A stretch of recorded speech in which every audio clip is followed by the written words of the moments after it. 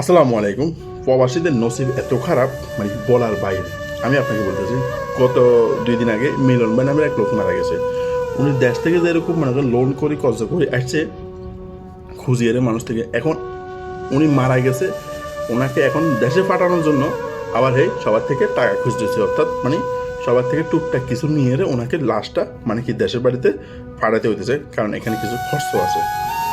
আমার কথা হচ্ছে যে আমাদের নসিব এখানে এত খারাপ যেটা আপনি চিন্তা করতে পারবেন না। আপনি এখন বিদেশ করতেছেন ভালোই, কিন্তু আপনি মারা যান খোঁজা মাগা ছাড়া মানে আর কোনো উপায় নাই। এখন বাংলাদেশে যখন ওনার ফ্যামিলিতে ফোন দিছে, ফ্যামিলি তোমার ওনার ওয়াইফ না বা ভাই বেড়াতে যাবে, তারাই বা বলছেন কি এখানে কবর দেওয়ার জন্য খরচ ওনাদের কাছে নাই।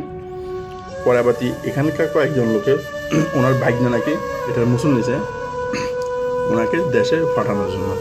তো এখন এই জন্য সবাই থেকে টাকা উঠাই ওই মানুষটাকে ফাড়াতে হইতেছে। তো দেখেন আমাদের এই নসিব কত খারাপ।